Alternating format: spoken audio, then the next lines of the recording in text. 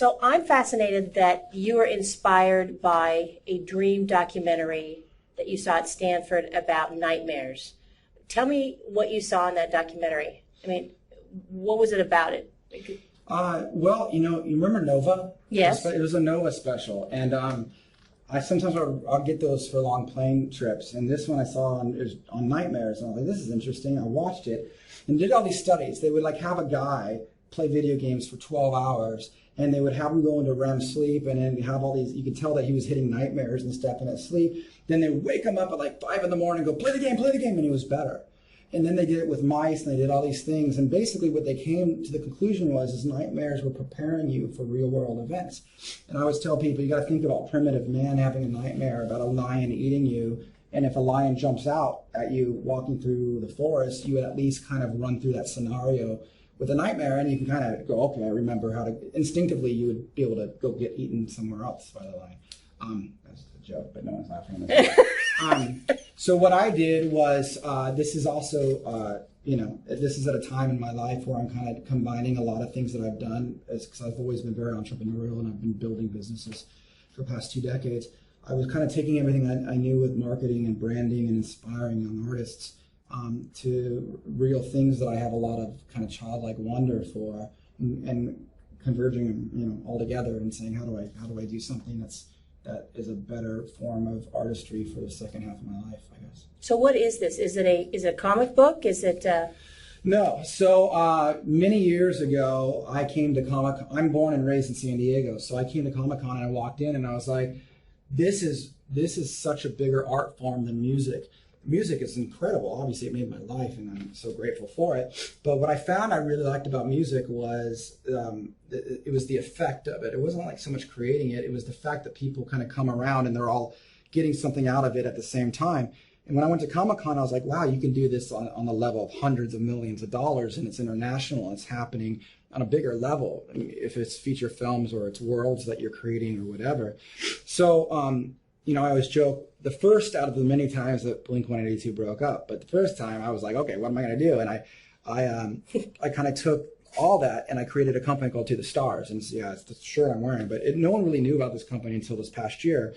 And we've been developing quietly 5 or more, but really 5 tangibly, like worlds that are science fiction, coming of age, intellectual properties that are transmedia vehicles, basically, to get across something that fills a hole in my head that I'm wondering about this universe and why we're here. So Poet Anderson's the first one. There's a trilogy of novels, there's graphic novels, there's animations. We're going to have a major theatrical announcement here soon. And there's all the merchandise. There's the Dreamwalker album, which was by Angels and Airwaves. So my band is a part of the company, so we're writing the soundtracks for all this stuff. And my goal is just to create really, really cool shit, I guess. So how do the nightmares go into the telling of Poet Anderson? Well, the story of Poet Anderson is pretty simple in the sense of what's known as a poet is a character that leads you through your nightmare, gets you from the beginning to the end, but the nightmare itself is a very futuristic ancient war.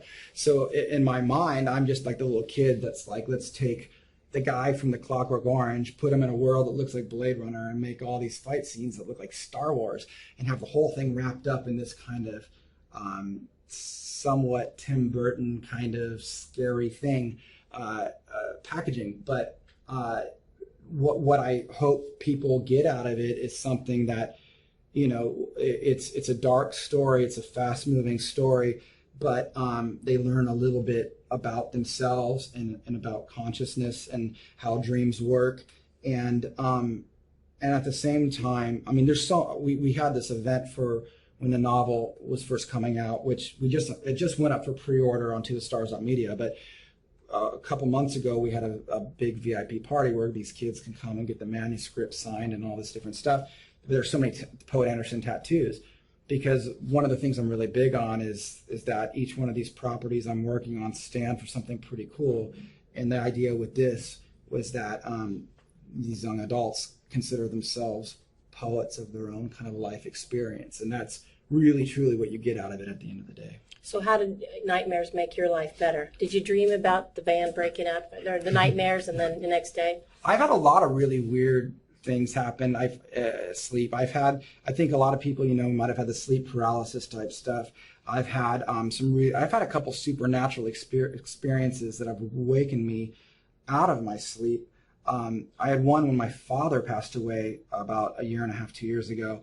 And I was in a deep, deep sleep, and this thing rushed over me, a feeling of euphoria, and I jumped out of bed, and I got a phone call, and I felt really good, but the phone call was that he just passed. But it was so strong and powerful. At that moment, I was very, very aware that human consciousness is really complex and very, very strong.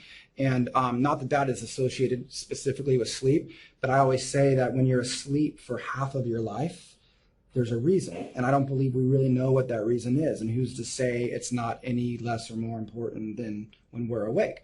I think that when you look at the universe as a whole, the distances are very, very far, and they're traveling those distance in a linear fashion. I don't know when that will become available to us, but I believe consciousness is one of those things that exists in a form to where we can communicate with our minds these vast distances. And I think those are things that we're going to learn. And one of the things I toyed with in this series was when you dream, you go to those places throughout the universe.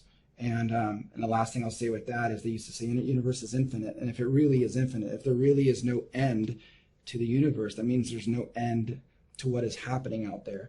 The weirdest thing you can think of is happening in space. And those are our dreams. I don't feel like I measure up because my nightmares are about discovering, really dirty, disgusting public bathrooms. That's a nightmare. That's a recurring nightmare of mine. But yeah, what are you going to learn from that, though? It's like you're going to learn. Well, I haven't learned to avoid them. They're still out there. They're still out there. Yeah, I hear you.